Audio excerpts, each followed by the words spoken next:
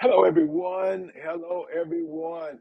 This is none other than West Memphis Prime Time in the heart of West Memphis, Arkansas. I'm your host, Dr. B, in the studio, BBS Productions. And we are so glad to have you in on the broadcast with us today. If you will, if you're on YouTube and you haven't subscribed, please subscribe to the channel and ring the bell. So every time we go live, you'll get a notification. We are just so excited to have Charles Holly, author from Huntsville, Alabama, down in Alabama. And we got to have him again for this part two on the book, uh, Black and White. This is awesome. This is an awesome book.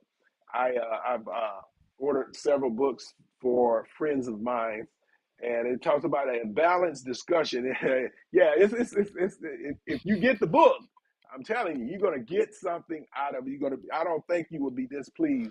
It talks about healing racial divide. Now, we are so much division in the country.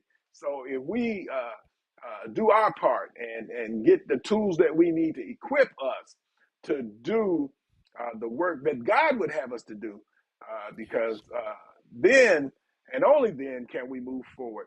So we're gonna bring in our guest today, Charles Holly. How you doing today?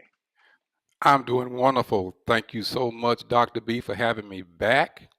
I Yes, see sir. we are still good to go. None of us got attacked. Ah, no, we I didn't get am attacked this time. I'm just ready to go to continue this. I think we had a wonderful past discussion and I'm just raring to continue it. That's great. Uh, if you would kind of go back on some of the things that we discussed and kind of give us a few highlights, and then we'll move forward. Because I got this one area in page 82 of the book, and that's the part that I really want us to get into just a little bit as we discuss this book today. Sure, absolutely, no problem. So as I recall, Dr. B, we talked about so many good things, but let me just pick Mhm. out a few. We talked about um, the question of whether black people could be racist. Right. And I shared that with you. I shared some reasons why Hmm. I thought so. I shared the fact that I have family members who are, Hmm. and we also talked about why it was so important for Right. us as people of color Hmm. to really acknowledge that and own up to it, fess it Right. basically, because we can't really help someone out of something if we Right. don't know what it's like to experience it ourselves, Exactly. you know. And so, Dr. B, we also talked about, we went back thousands of years Hmm. ago beyond this 400-year Americanized history. We went all the way back to the ancient black kingdoms of Right. Kush Hmm. and Moors. And we even talked about the Bible in Egypt, that the Egyptians were actually black. And Right. we actually talked about the fact that in the book of Exodus, that the first mass mass slavery Hmm. recorded in the book of Exodus did not involve white people at all. Wow. That it was between a group of black Egyptians, Yep. okay, and a group of people of color of the Jewish Hebraic nation. Hmm. So, we have to we cannot believe, or we cannot think that Hmm.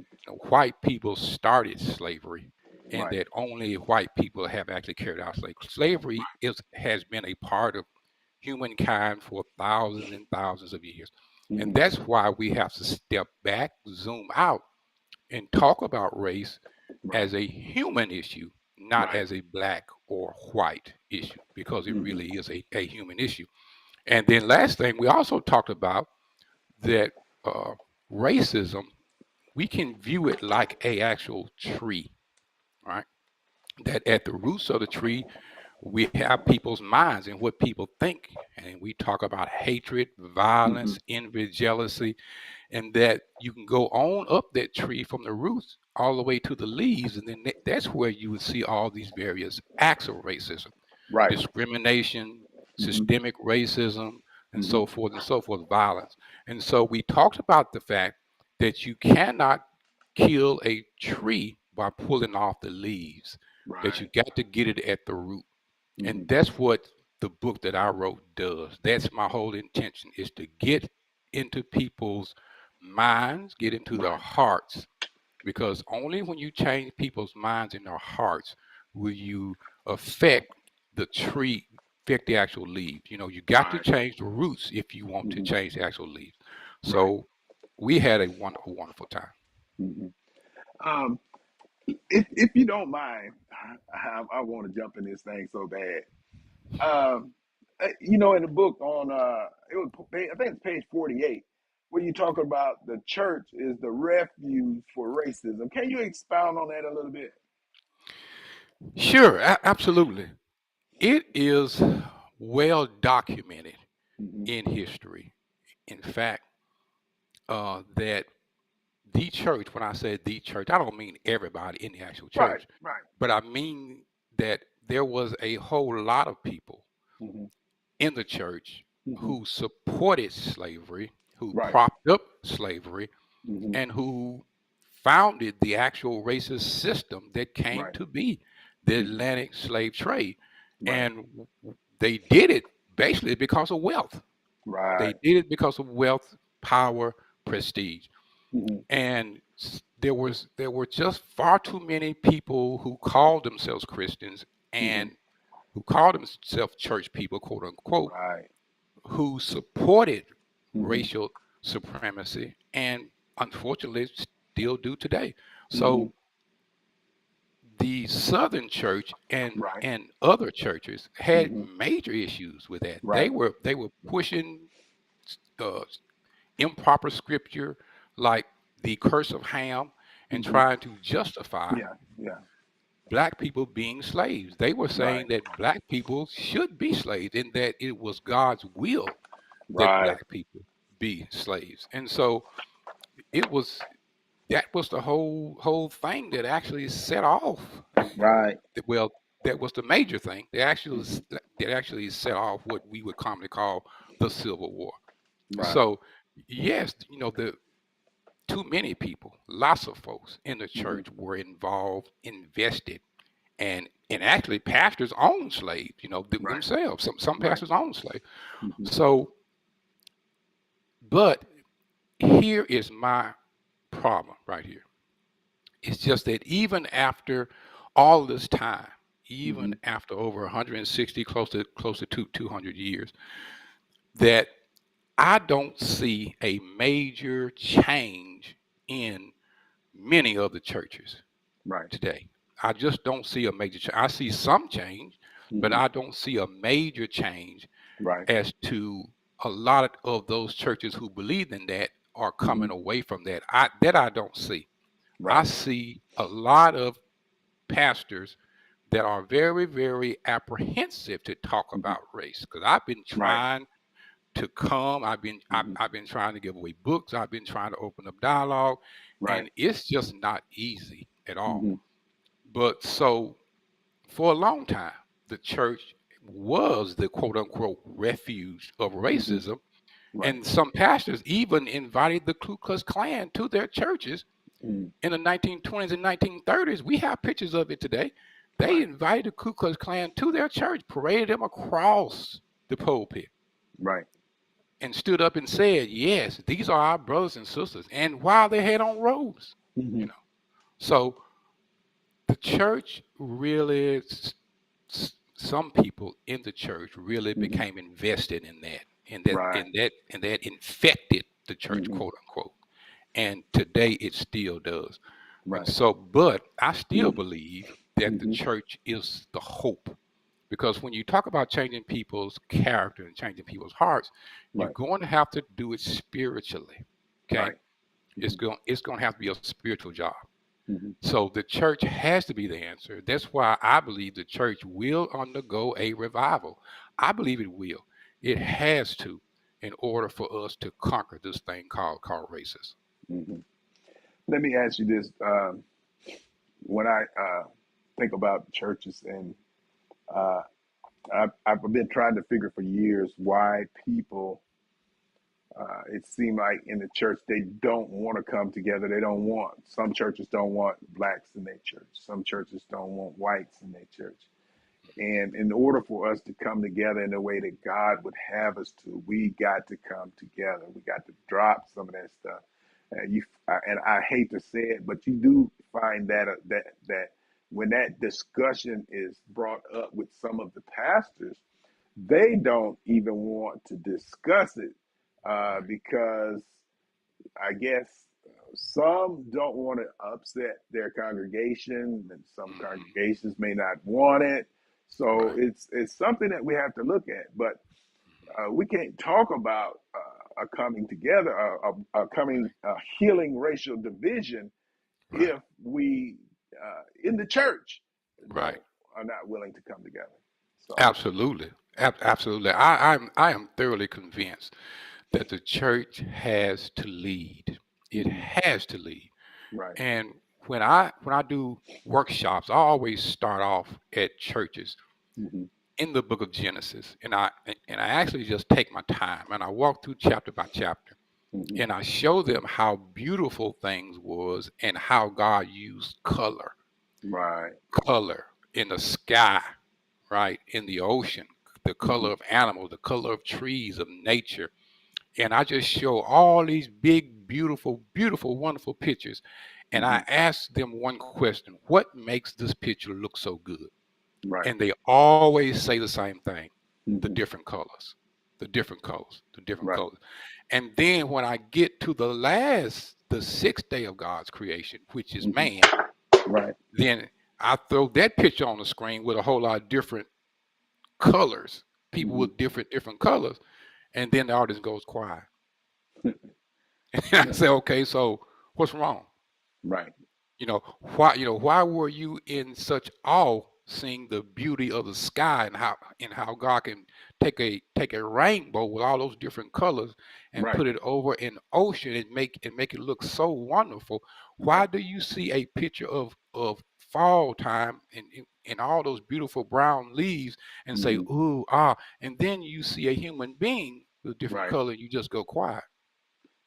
Because we've been taught Yes. we've been taught Hmm. basically not to see God's handiwork in Hmm. people. We Right. see God's handiwork in nature all Hmm. around us, but we don't see it when we look at each other. Right. And that's what the enemy has come in and stolen and taken from us. You know. Wow. That's interesting. It's an interesting thought. It's so many things we need to look at.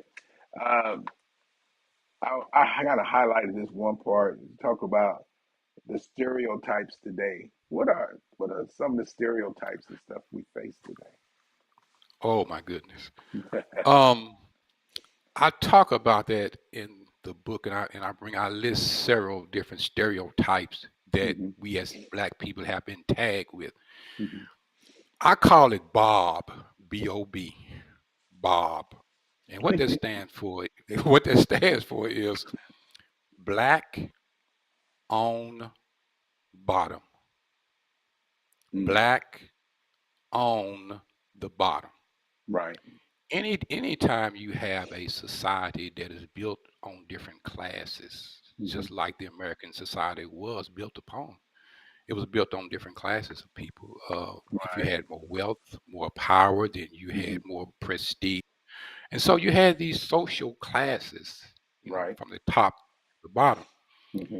And in every single society that had slaves, and America had slaves were always the bottom of the ladder. They were on Yeah. the bottom. Right. Exactly. So so we as blacks, as being part of the early American society, Right. we were the slaves, which meant Hmm. that we were on bottom. So that's why I say blacks were on bottom. Right. And so the stereotyping that Hmm. some people had to do in order to keep us in our place Right. was to make us seem almost inhuman. Right. They had to call us names. They had to Mm-hmm. make up words for us. Mm-hmm. Nigger, uh, jigaboo, Right. monkey, Mm-hmm. Right. coon, Mm-hmm. and so these things had to be done in order to keep us fittingly on the bottom, Right. so that other people could continue to be on top. And so our men were Mm-hmm. stereotyped, our women were Right. stereotyped, and sadly, some of these things still exist today. Right. Mm-hmm. You know, so but that's the downside, Mm-hmm. of basically enslaving people is that Right. you just don't enslave them. You've got to develop a reason to keep them Right. slaves, right? And you've got to develop ways for people not to feel compassionate about them, not to love them, not to care for them, Mm-hmm. because when people do those things, they'll start helping us, you know. Right. And so people develop ways, stereotypes, things to Mm-hmm. call us, things to, we were written about bad in newspapers, Right. magazines, and Mm-hmm. then when television came, it was on TV too. And so sadly, a lot of that stuff still exists today. Mm-hmm. So there you have it. You know, when I look back on my younger years, and I used to hear some of that stuff, which I lived up north, and Hmm. I know it wasn't quite as bad as it was down in the south. But the things that I heard, it's as if they were trying, or people was trying to make you feel like you were nothing, or that you didn't count for anything, you couldn't achieve anything. So it's like you, or say like you will always be on welfare, or you will always be in the system, or you always going to be in the Yes, projects, or something like yes, that, to hmm, try to discourage us to yes, strive to to to get the most out of life that we could. And hmm, I was glad for what I end up doing, and end up going in the military, hmm, which I actually got my eyes opened up in more in the hmm, military than I did in the area in which I live, yes, because when the military is folks from everywhere, hmm, and I heard and seen everything, and as you say, back on the bottom, hmm. that's I was in the Air Force, Oh, and I can honestly say it was less of us hmm, and more of them, yeah, and you didn't really see, at least I didn't. When I was in, hmm, I rarely seen the black officers and stuff like that. hmm, You seen some black enlisted, a lot of area when I was stationed in Arizona. I only had one black that I could hmm. even work around. So Wow. it was a situation to where and that discouraged me from being in the military.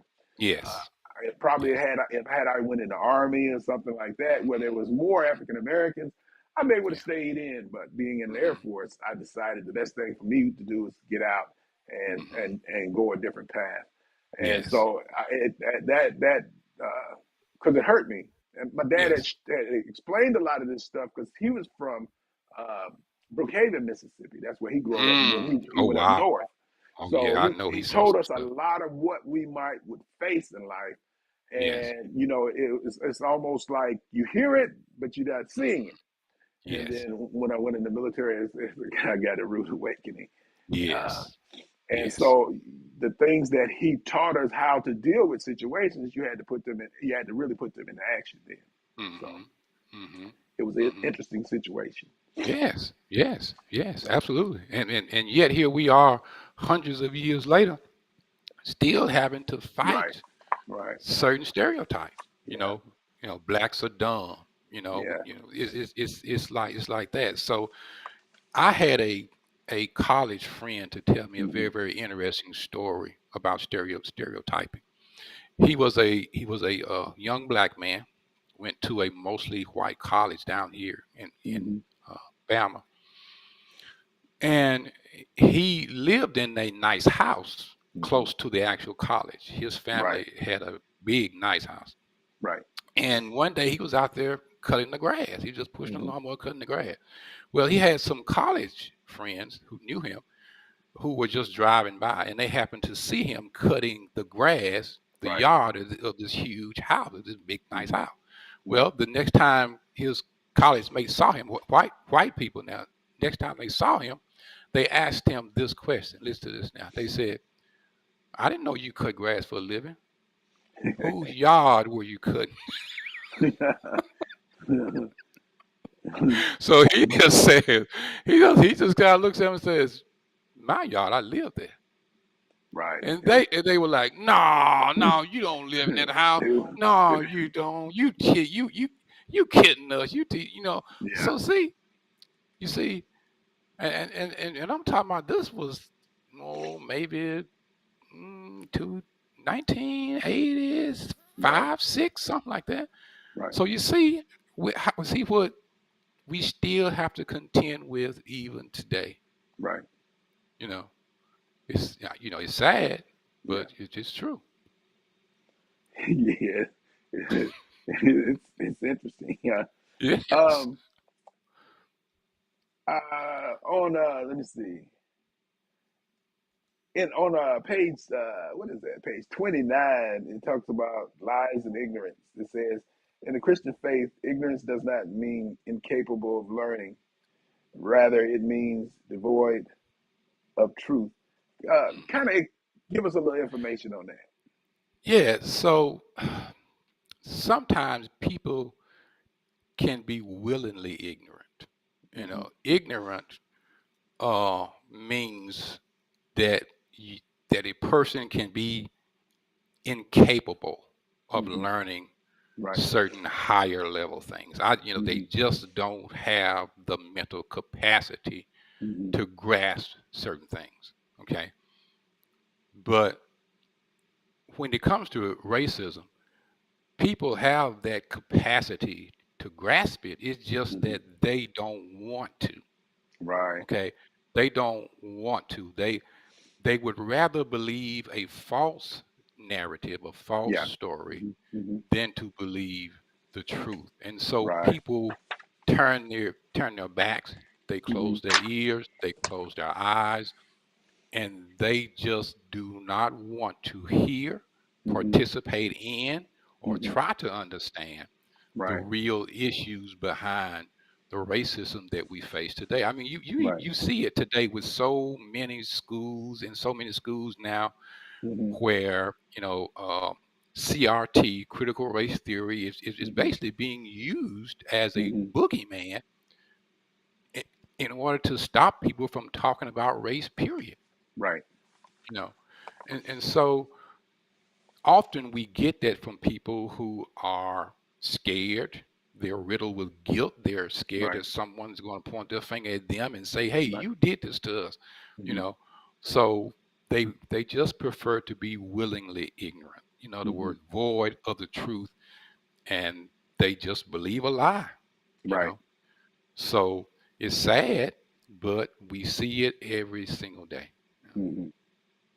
Yeah, that's something, and it's horrible that things are that way. But well, you can't make folks change. Right. Uh, there's I look at this one page. It's page 32, and you talk about the roots of racism. Can you give us a little information on that? Yeah, since I grew up on a farm, Hmm. I always think in terms of root, stem, leaves. So you got this Okay. basic plant that has root, stem, and leaves. Hmm. And when we talk about root, we mean the very bottom, the thing that makes something grow, and Right. that is the roots. And Okay. so those things that I talk about are what are these things that cause racism to Hmm. just hang around. Right. All these years we still got problems with it. We've had problems with it for thousands of years. What are the things? And so I go through some of those things in the book. I Hmm. talk about pride, Right. about people just want to be superior. Hmm. There are some folks who just want to be on top. Right. They want all the power, they want all the glory, They want to look better than anybody else at any and all costs. And that's just Hmm. plain old pride. And all races are subject to that. It's not Right. just white people. We can go back in history. Black Right. people, some black people have been exactly the same way. So Exactly. pride, we talk about Right. one of those things, pride. And then we talk about ignorance. We've Hmm. already talked about that. That people are just want to be willingly ignorant. They just don't want to know the truth. And then the other Hmm. thing I talk about is lies, just plain old lies. I mean, gosh, I mean, have you ever seen people Right. lie so much as they do today? I Right. have never seen anything Hmm. like this in all of my 57 years. I've seen some people lies, Right. and I have some really big liars in my Hmm. family, but Right. I've never seen people just flat out look you in your face Right. and just lie, just lie. Rather lie than tell the truth. Yes, Yeah. yes, absolutely, Right. absolutely. So just plain old lies. Hmm. And then I talk about just being passive. Another Hmm. route. Right. Right. So many people know that Hmm. racism is wrong. Right. Black and white, they know Right. it's wrong, Right. but they don't want to do anything about it. Hmm. They don't want to risk whatever they have going.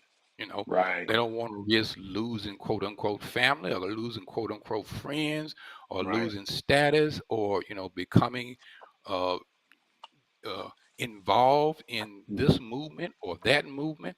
Right. But and so they just decide just to sit on the sideline and say, I'm Right. just not going to do anything. I'm Hmm. just going to sit right here and watch it out. So those are the types of things that keep racism intact. And unfortunately, brother, we're going to always have racism as long as we're on this earth. Hmm. You know? So you don't think it ever go away? Well, I guess it ain't went away in all this time. It ain't never going away. But the part that's kind of funny to me, I ain't it ain't funny, but uh, you know, even amongst African Americans, you find that it seemed like I don't know whether that was put in us over the years in slavery, but you find the light skinned against the Yeah. dark skinned. Hmm. It's like the light skinned think they're sometimes better than the Hmm. dark skinned, Hmm. and it's just so much stuff that we need to root out of our families Hmm. tree, and so Yes. we can move forward, so our families can move forward and realize that we all Yes. in this together. Hmm. And to realize that it's not, like you say, not just a white black thing, but other cultures are the same way. Yes. But we need to really, just like the flowers the flowers my wife put in the yard. They're all Hmm. different colors, and that's the Yes. way it is with us in this world. We're all different colors, different backgrounds, but you cut, you still bleed red. Yeah. So Yes. it's important for us to know that the direction and the focus that we should focus on, we don't always do because Right. like it's some people want more power. They want think that because they're this or that they're more powerful and you are less. Well, I Hmm. don't see that. I had to learn that uh, over Hmm. the years that people are equal and we need to Yes. treat people as an equal. Hmm. So and Absolutely. and if we I think if we could do that, we could even come together in the church and Hmm. worship in the church. But um, I read something in the book where you talked about uh, I forgot what page it was. I could go back and look at it, but you talked about you had to preach at a Caucasian church. Hmm. Tell us a little bit about that experience because I've had to Yes. do that before. When I pastored, I lived in an area where a lot of the churches Hmm. that I had an opportunity to minister was white. Yes. Yes. Absolutely. I had been praying for that day. I had been probably in the ministry maybe about 10 years or so. Hmm. And it was really weighing heavily on me because all of the churches that I had preached at previously were black congregations. Right. And I kept praying for an open door. to try and minister to my white brothers and sisters. Mm-hmm. And finally, that opportunity came. Someone had given this church leader a Mm-hmm. CD with a sermon I had preached on at another church. Right. And this church elder reached out to me and said, "Hey, Mm-hmm. I love that message. Can you come down here and preach?" Right. And I said, "Sure, Right. absolutely." Mm-hmm. And so I thank God. But when I drove up into that churchyard, a little small church in Right. Tennessee, I sat out there in that car before I got out, and I got to thinking, man, you know, I hope these people don't expect me to, uh, hound them with the sins of racism, Right. or break out in a spirited Negro spiritual or something. You know, Woo! Yeah. you know, I hope they're not expecting that out of me, because I'm just going to talk and just Right. share my experience about the passing of my son, and how Jesus Christ came Mm-hmm. and lifted us and carried us through it all. Right. And so I got out and I walked into that little bitty church, Mm-hmm. and person after person that I ran into, I kid Mm-hmm. you not, were genuinely happy to see me. Right. And I wasn't expecting that. I'm just going to be Right. honest with you. I was Right. not expecting that. I'm thinking, this man probably invited me because he just probably wanted them to, wanted a black person come down. Maybe because he could say, well, we had a black preacher come down. So, Right. Mm, yeah. but Right. these people were genuine. Mm-hmm. They were happy to see me. And you can tell when people are happy to see Right. you, uh, the love, Mm-hmm. the the caring, the Mm-hmm. compassion that just emanated from those folks. Right. At that little bitty small white congregation made me think, now these people are really Christian. Mm-hmm. They really are. And so I shared the message. People seemed to like it. And afterwards, I was talking to this elderly gentleman. He had to be about maybe 80 something. Right. And he had lost his wife recently. Mm-hmm. And he and I were talking about struggling and just Mm-hmm. giving ourselves to Christ. Right. And so before we separated, Mm-hmm. he says to me, "Brother, I just want you to know that I love you." Mm-hmm. And he was looking straight at me in my eye when Right. he said, and I said, "Sir, I love you too," with a Yeah. smile. I Right. was smiling. And the man looked at me kind of puzzled Right. when I said, when I said, "I love you, sir," and I just started smiling. He looked at me kind of like puzzled. Right. And then, he finally said, you know, when I say I love you, I wasn't smiling. But when you say you love me, you were smiling. Right. And so I said, "Oh, okay, sorry." And then I said, "Okay, I love you." And then I didn't even smile. And then he smiled. Well, I guess he thought his perception was because you smiled that you were just saying something. Right, right, Yeah. Yeah. absolutely, Yeah. absolutely, Yeah. absolutely, absolutely. Mm-hmm. And so, like 2 weeks later, after that, I get this card in the Mm-hmm. mail. It's from him. Right. He's saying, how wonderful it was to meet me and everything, and Mm-hmm. this and that. And I mean, a really, really nice card. Right. And so I sent him one back, Mm-hmm. and I signed it. I said, "I just want you to know that I love you, and I'm not smiling." Woo. He got a kick out of that. I said, Right. "See, but it just goes to show you just how Mm-hmm. different culturally we are, Right. right? Right. And that we really need to learn more about each other." Exactly. Yeah, absolutely. Now that we've gotten that far, on where is this at? We where you talked about white and black challenges. Give us a little information on that. Absolutely. I think that's one of the most talked about chapters in the Bible that seems to stir a whole lot of conversation from Hmm. whites and from blacks. And it's kind of unique Hmm. because I actually challenge both, which is what most books don't do. Right. Most books on racism tend to challenge white people, not so Right. much black people. Hmm. So when I wrote my first version of this book, Hmm. uh, someone wrote a review online. It was a black person, and it's a Hmm. well-known black person. Right. And he said, "I like the book, but it's missing a whole lot." Right. And he started talking about how black people have these issues too, but that's not really talked about in the book. So I went back and added some more. That's why we, Hmm. we have version number two.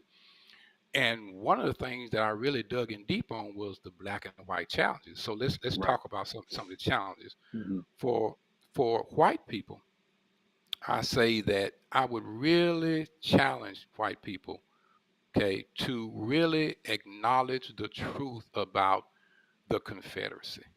Is to Right. really learn more about it, not really learn more about it, learn more truth about it, and acknowledge the truth of it.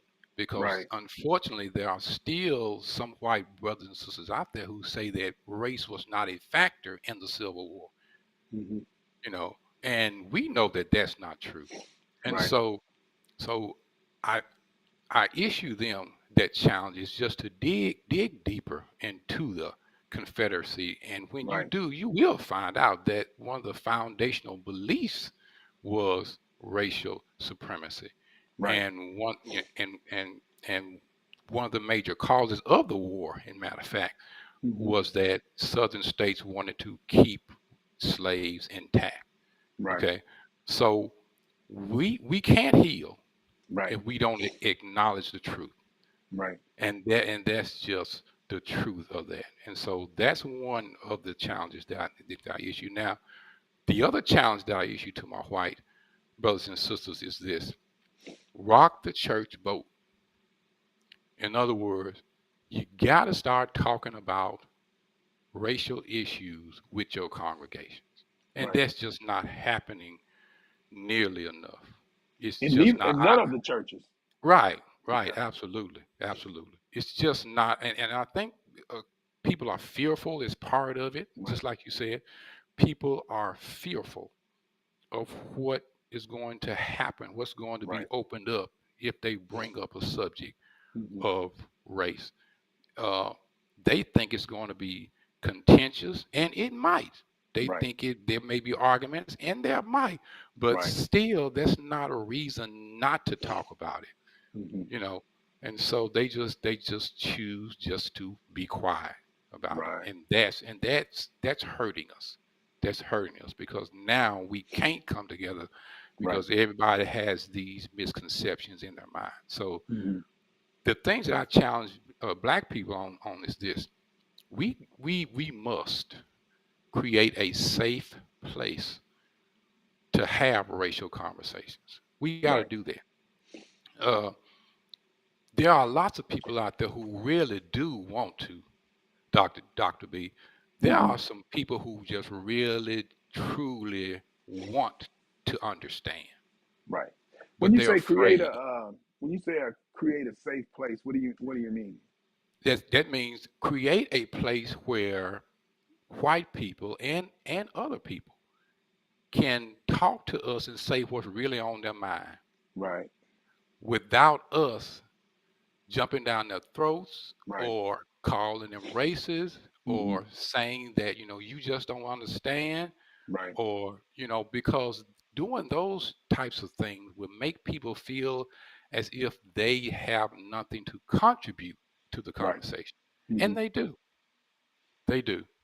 you know so when I say create a safe place, I mean Hmm.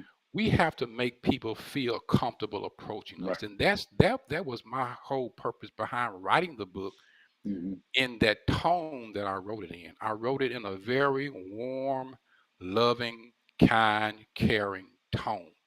And Right. that's what a whole lot of people comment on when they actually Hmm. review the book. They Hmm. love the tone Right. that I'm not yelling at them. I'm not Right. accusing them. I'm not trying to make them feel ashamed. Hmm. I'm just explaining some things Right. using general terms, you know. Right. So we have to make people feel comfortable coming to us and Right. talking to us about race. Right. So this is one question I asked a whole lot of my black friends. Is there a white person who has ever come to you and asked you a question about race? Have you ever had a white person to come to you and say, brother or sister, I got a question about race, and I just feel like I can talk to you about Right. Yeah, I can it. honestly say I've had that to happen to me on several occasions. And but at first they wouldn't. They had to get to know me a little bit because people, if you talk a little louder, they think you out there. Yes. So you have to make sure that you deliver when you talk to somebody with a decent tone, uh, Hmm. and ready to say angry black man or something. Yeah. But but yeah, I've had people, and we've had that type of conversation, and uh, during the conversation, they would always say, "Well, I'm not trying to offend you. I'm not trying to offend you." Hmm. Yeah, Hmm. you ain't offending Hmm. me because Yeah. Yeah. I Right. ain't worried about what you're saying anyway. But but because it's your opinion against my opinion. We got Yeah. opinions. Yeah. So Hmm. when I've had that conversation with some people, they actually come back again and start Hmm. asking questions because they get interested when they Hmm. feel you're not going to lash out or try to Yes. strike back or say you ain't nothing but a racist or something like that, Yes. Yes. and then you can get Yeah. understanding. But Right. on a large scale, no, you don't get that. I've never had that on Yes. a large scale, but you find a Yes. few people that'll come to you after they get to know you a little bit Uh-huh. and start asking Hmm. questions that they never knew. You know, so Yes. Yes. uh, Absolutely. Absolutely. yeah, Absolutely. And then another challenge that I issue to us is this. We got to acknowledge the racism even among us. yeah, Like you are, definitely, like you yeah, mentioned, hmm light skin against dark skin. hmm Um, this first black mentality. right, Well, what am I talking about? I mean, whenever a black person is the first to right, get something, first to right, win something, the first hmm black person to be awarded something, right, it's like instead of us being happy about that and being right, supportive, sometimes we can get jealous, you know? exactly, yeah, Yeah, that happens yeah, a lot, yeah. And so there are some black people who are out there laying traps for other black people yeah, because they don't want them to become the first. They right, want to become the right, first. I mean, I've already experienced that in my life. When I right, ran for office. hmm There was somebody else who wanted to be the first black to right, represent the right, district. I mean, hmm just so happened I was, but I wasn't planning on it that way. It's just it right, just turned out that way. But right, see, but there was somebody else who wanted to be hmm the first and just right, spreading rumors and just doing all kinds of crazy stuff. hmm You know, so we have to acknowledge that there is some stuff going on even among us right, that truly needs to be called out. It hmm needs to be confessed, and it right, needs to be talked about and dealt with. right. You know, but we don't hear a whole lot of that. No. Mhm. We should though. And just like a discussion like this, you would think you would get a lot of people leaving a comment, but discussions like this, now if you was being radical, uh, Hmm. saying something way out there, everybody be commenting. But when you have discussion like this, when you try to reason together or come to Yes. truth, open some eyes to things, you don't hear much Hmm. because we Absolutely. react Hmm. to the, what I call the rough side of the mountain instead of Yes. Yes. a calm wave, Mm. calm stream or something. If it Hmm. get radical, yeah, we ready to jump in. So Oh, uh, absolutely. it's a Uh, different story. yeah. I mean, when I was younger, trying to find my way, Right. and growing up during the civil rights era and having all this stuff going on, one of my favorite people to listen to was a radical, Right. militant black man Right. Yeah. that I Yeah. thought very highly of, Right. and actually still do. Malcolm Hmm. X. Right. I mean, I used to love to listen to Malcolm X because Right. he would say stuff like, if somebody put their hand on you, put them in the grave. Yeah. Be like, right on, brother. Yeah. Ah, yeah. So see, it's like, but you gotta be peaceful. Right. Try our best to be peaceful Hmm. and talk to folks in a respectful way, Right. and then they will then open up to us. Hmm. Okay, and then next time you have two people talking. You Right. know, yeah, absolutely. Yeah. It's a good thing to do it. Do things calmly. Now, when I was younger, I wasn't studying calm. Uh, I was the Yeah, me same neither. way. I wanted. Hey, let's get it. And Yeah. but now you get older and wiser, and you realize if you want to really promote change, you have to Yes. do things in a calm uh, manner, in a way Hmm. that people can make sense of it. I don't care what Yes. color you are, your background. You need to come to them in a sensible way. Use common sense and not trying to do things to raise. I just say raise hell. So Yes. um, Yes. it's Absolutely. it's just too easy to do that in Hmm. life. And I look me the way I look at things, especially now that I done hit 60. Uh, uh, you don't know how many years you got left, and then with Yes. this You're COVID, you right. don't know what's coming up. So Yes, you're right. it's just so many Absolutely. things, and to know people that even these last 2 years, and I got to comment on this. These last 2 years made me do an evaluation on a lot of things, Hmm. uh, far as my life is concerned, to make sure that I'm Yeah. doing things in the right manner, Right. treat people in the right way, uh, don't be trying to beat nobody out of anything or anything. Hmm. Just do Hmm. things what I call the right way. And Yes. because, like I say, I know too many people that has had COVID and they're not here today. So, Yes. and Yes. even coworkers that Wow. didn't make it through. So Wow.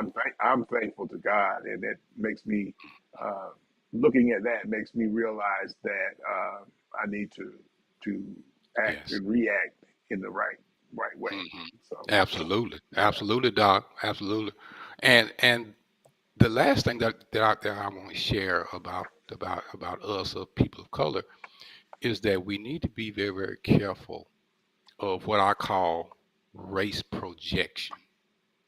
Race explain pro that.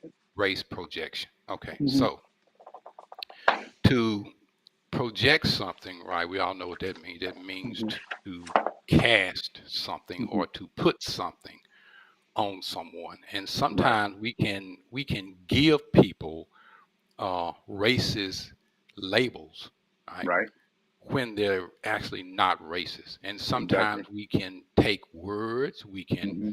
misunderstand situations, Hmm. and we can actually think that a person is a racist Right, when they're really not. right, And so, what we really need to really step back and realize is that people do bad things to us all the right, time, right, hmm, but all the time is not because of race. right. You know, example, I was younger, and I Hmm. was into bodybuilding when I was younger. So, Hmm. and I used to love to wear these T-shirts to show off my muscles. And I had a bald head, and one day I was walking through this grocery store. I had on sunglasses, bald head, T-shirt, muscles everywhere. Radical. Right.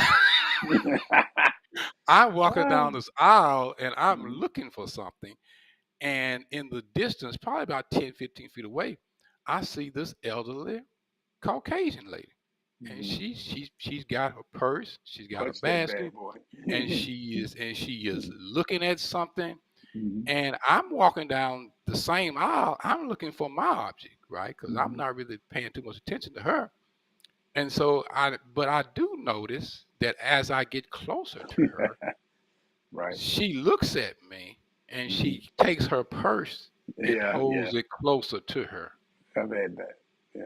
And I just kind of walked on by, and once I walked by, I kind of peeked back, and I noticed that she kind of relaxed herself.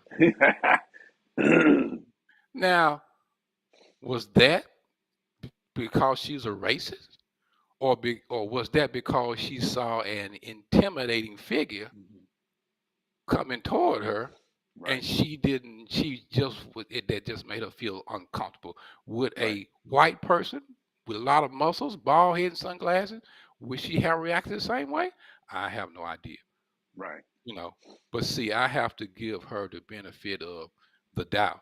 But right. now this other situation right here that Hmm. happened to me, and I was so lucky that Hmm. I did not do what I started to do. I was in Right. a grocery store. Now this is much later. This may have been about 2 or 3 years ago. I was in a grocery store, and you know how they have these self checkout lines. Everybody Right. brings their stuff up checkout, and they always have this one person, one employee working that line. Hmm. So this day, all these spots were full. All these Right. self checkout spots were full, and I was Hmm. checking out at one, and several other people were checking out the other one. And I just happened to notice that the person who worked there walked up close to me, as if he was looking at me scan my items. And See, so see, you gonna steal something. I just casually look around, and Right. I notice all these people in line paying for this stuff, and I notice they're all white, and Right. I'm the only black one standing there checking it out. And this person is kind of, young man just kind of walked up, just kind of stood there looking at me, and I'm thinking in my mind, Right. I'm thinking, I ain't got to steal nothing in this store. I can pay for my stuff. You got Right. some nerve trying to walk up here beside me. I Hmm. really ought to tell you a thing or two. I wonder if there is there any church folks in there who know Right. me. Right. Ah. So all this stuff is going through my Mhm. mind, right? Because I Right. have painted this person Hmm. as a racist. Right. And right before I say something, because I was just Hmm. about to say something, Right. I just kind of looked at him and I said, "Hey, young man, how you doing?" And he looked at me and said, "Fine, sir. How you doing?" I said, "Great." I just kind of looked at him, expecting him to say something. He was expecting me to say something. And then I guess he must have noticed that I was kind of saying, "Why are you standing here?" Right. And Right. so he says, he says, "I saw you had coupons, and I have to put my code in Right. order in order to finish your checkout. So that's why I'm here." And I went, "That's very thoughtful, young man. I really do appreciate it." And I'm like, I'm so glad I didn't go off and say, "Boy, what Right. you standing here beside me for? Right. I can pay Right. for my stuff." Right. So right then I had projected, I had Hmm. given him an attitude. I Right. had labeled him something that he obviously was not. He was just trying to be, efficient, Right. to just come and stand there so he'd be right there to type in his code. I Hmm. didn't know. You see? So Made an how assumption. Ah, yeah. made an assumption. Right. Absolutely. And that's what we have to be careful of. That's what Right. I keep saying, is that everything is not about racism. And Right. sometimes we make things about racism that is Right. not.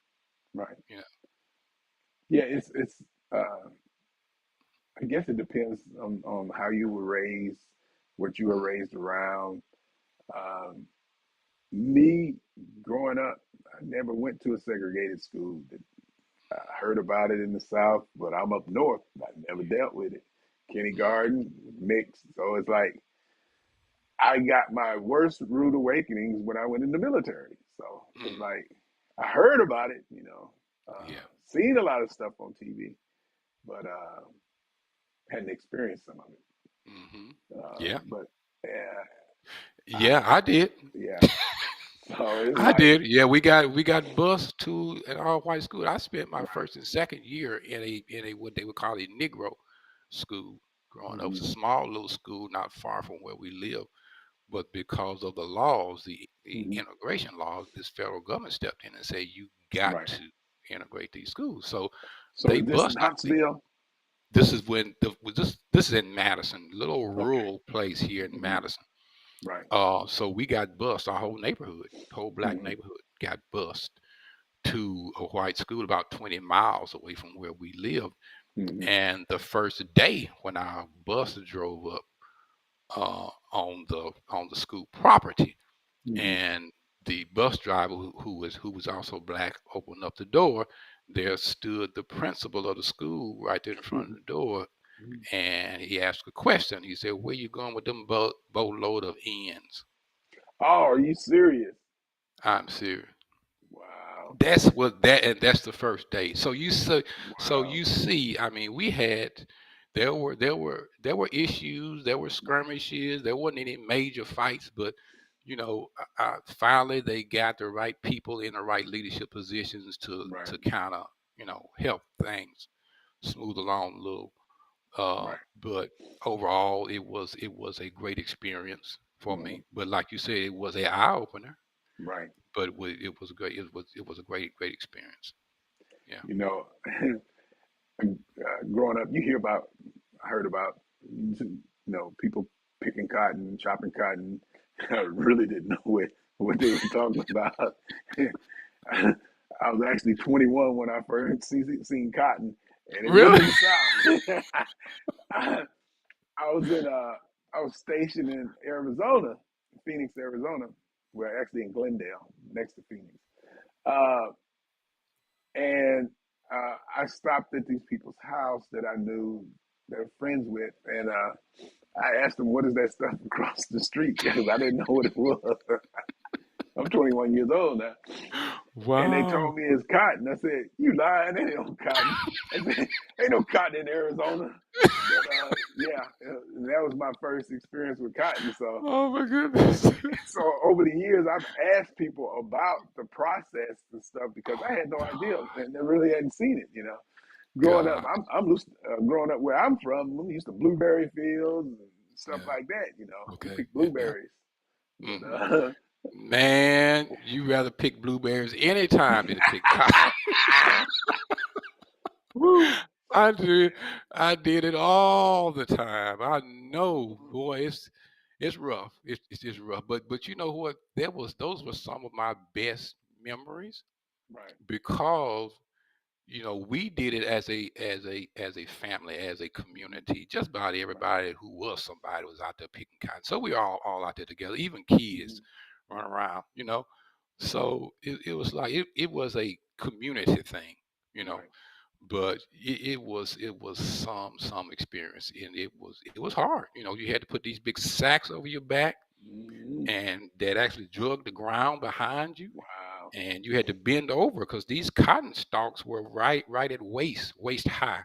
So right, you would have to bend over and then put your hand on this little cotton bowl because the cotton was stuffed out into a bowl like mm-hmm. that had stickers on the end of it. So you had to Yeah, I be heard that they careful. had some stickers. Yeah, you couldn't. Yeah, and man, So many times I come home with my hands all splintered up because of those wow, stickers. So it was, and then you had to put it in that sack, and you had to just keep doing it until that sack was full. And when that sack is full, you take that one off, you give it to whoever who was ever over the place, and you got another mm-hmm. sack. You put it on your shoulder, and you kept on doing it, and that was it. So did you You get know, paid by the weight, or how did you get you, paid on that stuff? yes, you get paid by the actual weight. So at the Mm-hmm. end of the day, Mm-hmm. everybody would weigh their sacks, and they paid so much per pound. Right. And so I mean, so back in my day, you were doing real good if you picked cotton all day and got maybe $10, $15 a day. Woo! Wow. Yeah, and you were out there from sun up to sundown, Right. and if you got $10, you were doing Mm-hmm. good. You know, so I'm glad. I'm glad I learned how to work on cars. yeah, Woo! That's been rough, boy. you were better off, brother. A whole lot better off. Better off getting greasy than that Yeah. daggone. Whew. Yeah. Yeah. And you had to do that within Right. 80, 90-degree weather. It was Mm-hmm. hot out there. It was Ooh. hot. Okay. With no toilets. Now there were no porta potties. We didn't Right. nobody had that stuff. You had to go into the weeds, Mm-hmm. do what you need to do, and come on back out. Whew. I mean, that's just the way it was, man. You know. Well, I'm glad that I didn't have to Yes, deal with that growing yes. up. You are very fortunate. Uh, I'm glad we had indoor toilets and stuff. So, yeah. Woo, man, the thought. That's a thought I Yes. wouldn't want. I Yeah. think about going into these porta potties that they have out on the work site or something like that. And Hmm. I can Hmm. imagine going into something like that. Yeah. Hmm. Yeah. Wow. Yeah. Absolutely. I think the Lord, yeah, I was born up north. Yes. Yes. Absolutely. Wow. Absolutely. Yeah. In the book, I talk about my mother, and I talk Mm-hmm. about her hands, Mm-hmm. and I talk about how bruised, beaten, battered, scarred up her hands were to Right. be a female. That her hands, I talk about her hands were not beautiful, smooth. Her nails were not finely, Right. manicured, just like Mm-hmm. most women should be. Her hands were, represented the really tough parts of her life. You know, Right. and I, remember that because I used to have to rub alcohol on her hands. Mm-hmm. After one of those grueling days, she would tell me, "Boy, go get the alcohol." And I go in and get the alcohol. She'd sit down, she put her hands there, and I just kind of rub them, alcohol, and she would kind of jump, because it would hurt. And then Burn them. Yeah. next day, she right back out there. Got to Yeah, do it again. got Woo. to do it again. Yeah, Well, Doc, I guess we better get close to winding up. What would you like to leave with the people um, about the book? Any information that you can give them to obtain it or anything like that? I personally think it's a good read. Uh, and like I say, I've purchased some more. I'm waiting on them to come in to absolutely. give to somebody Yes, because I think the book will be beneficial if a person reads it. So. yes, absolutely, absolutely. If you want to read a book on race that doesn't sound like an argument, doesn't have a whole lot of tension in it, Hmm. but a book that is written in a tone that is warm, uh, soft, sounds like a conversation with a really, really good friend, Right. then this is the book. This is the book. This is it right here. That's why I wrote it. And you can find this book on Amazon, Hmm. Amazon.com. The title again is Black and White Healing Racial Divide. The author is C.L. Holly. You can type Hmm. in my name on Amazon, C.L. Holly, and it'll show you all my books. So go there. You can read reviews on the book. You can even do a sample read. You can just open it up, and I think the first few pages of the chapter you can actually read. Hmm. So go to Amazon. This is a very, very good book. It won an international award. Okay, second place Hmm. for outstanding nonfiction, according Wow. to the Book Fest book Hmm. contest, which is a huge contest from people all around the world. This year they had over 350 entries into that contest. And this book won second place in the Right. category of nonfiction and social sciences. So that's a huge accomplishment. Hmm. Never thought that that would happen, but apparently people see the value in this book. Right. Get the book. Please get the book. Black, white, Hispanic, Asian, does not Right. matter. Right. Get the book. I promise you, you will find out something that you did not know. Yeah. And before we go, as I read it, I realized that the book wasn't. Uh, it's titled Black and White, but it can apply to any race, any people. Yes, So yes, it's a good read. yes. I give it thumbs up. Thank you. And We want to thank you for coming on today. Do a second part, and I hope to get you back on again and do some things. Thank you, thank you, thank you, and just keep writing the books. And Yes. once you write the next one, let's come back and do it again. Absolutely, absolutely. Thank you so much for having me. It's been a pleasure for these last Hmm. two shows to Hmm. be on here talking with you and going back. Thank you so very much. All right, bless you now. All right. Bye bye.